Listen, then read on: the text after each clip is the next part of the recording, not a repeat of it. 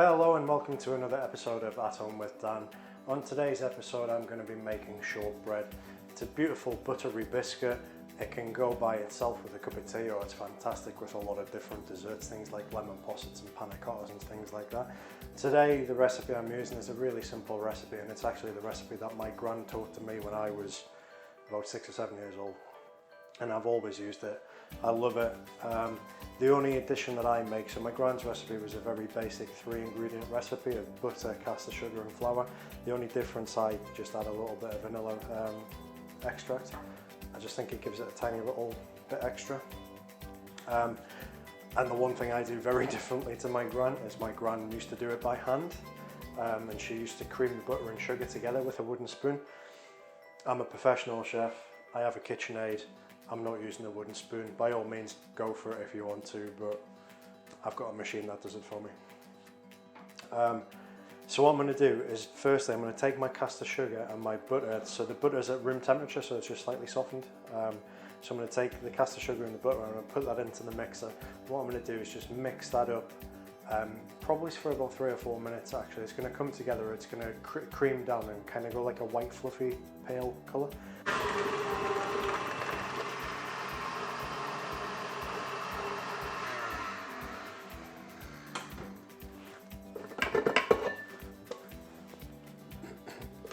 So that's the mix being on the mixer for 3 minutes.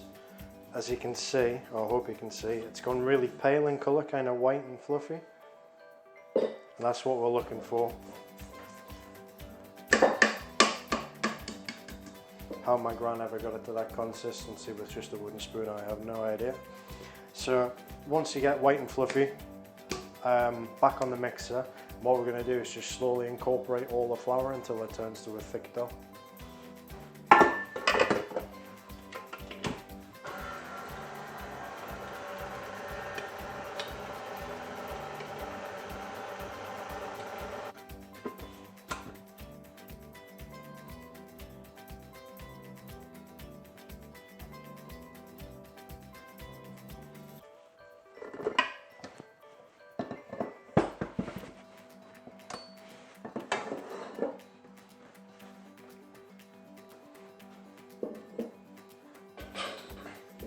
Right then, so that's all the flour incorporated into the butter and sugar cream mix.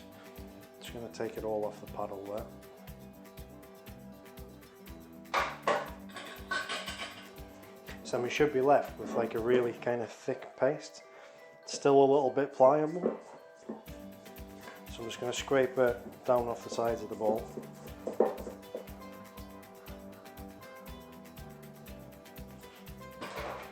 And then it should kind of come together.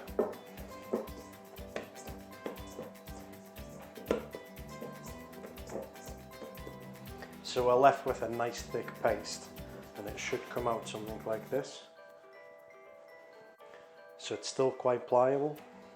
And what I'm going to do, some people actually would roll it up and then refrigerate it, and you can slice bits off and actually just cook what you want when you want. What I'm going to do is I've got a couple of trays here, and I'm just going to split it between the 2 trays, just that in half, and I'm actually just going to roll it out onto the tray and do a big sheet. So if you press it down a little bit,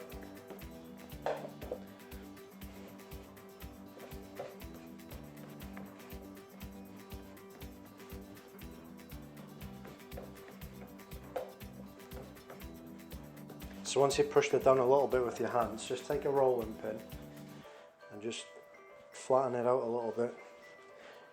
You don't want it too thin, shortbread. I quite like quite a thick shortbread. So about 1 centimetre to 1.5 centimetres in thickness.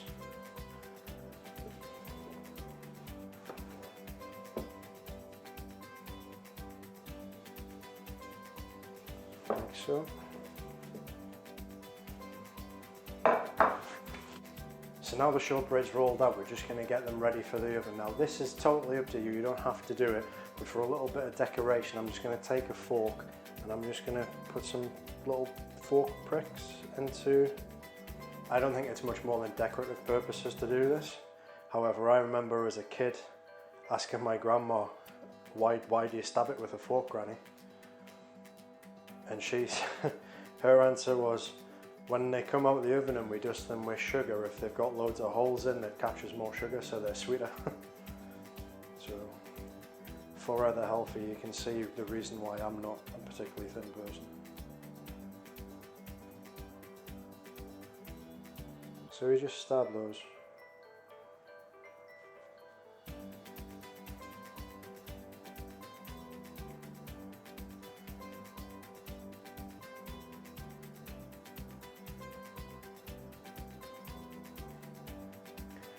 Right, so they're ready for the oven now. Put the little fork pricks on the top just to decorate. I'm just going to go in the oven. So the oven's on 150, nice low temperature oven, and we cook them for a little bit longer. I want them to be really nice and crisp, like a proper shortbread consistency, but I don't want them to be too coloured on top. So we'll stick them in for about 25 to 30 minutes. We'll come back and check them and see where they're at. And then from there, all we need to do is dust them with caster sugar, and then because I've done them as one big tray as opposed to individual biscuits, we cut them whilst they're still warm, so you get a really nice even cut. So 25 minutes and we'll come back and check them. So 30 minutes has passed on our shortbread cooking, and I've just come to take it out of the oven.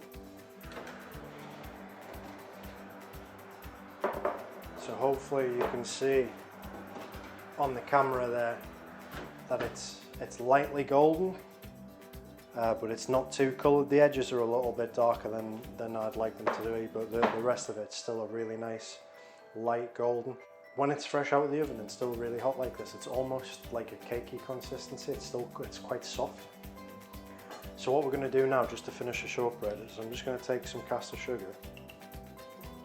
I'm just going to sprinkle over the top. Don't worry if you end up getting too much on, because you can, once it cools down, you can always knock it off. It won't all stick to it.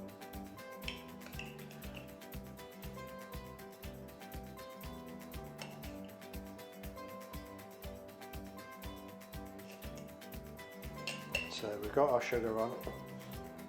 And then what I'm going to do, because it's still warm, because it's still soft and pliable, I'm just going to cut it up.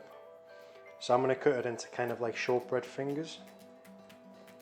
To do that, I'm just going to trim up the edges, which is fine because we'll eat those. So just trim it up, square it off a little bit. I'm going to go in half and then just into little fingers. Like so. And then all we need to do, let them cool down. Just let them cool down on the tray. Don't try and take them off the tray onto a cooling rack, because it's so crumbly it will just drop to bits. So leave it on the tray, let it cool down. Once it's cooled down, it'll firm up and go nice and crisp. And then enjoy it with a cup of tea, a cup of coffee, a lemon posset, a panna cotta, and that's it. That's my simple shortbread recipe, or should I say my grand's simple shortbread recipe. Hope you've all enjoyed it. If you do want to have a look at how to make the panna cotta to go with it, I do have another episode on YouTube of how to make a panna cotta. Until then guys, I hope you've enjoyed it. Happy cooking and stay safe. Take care.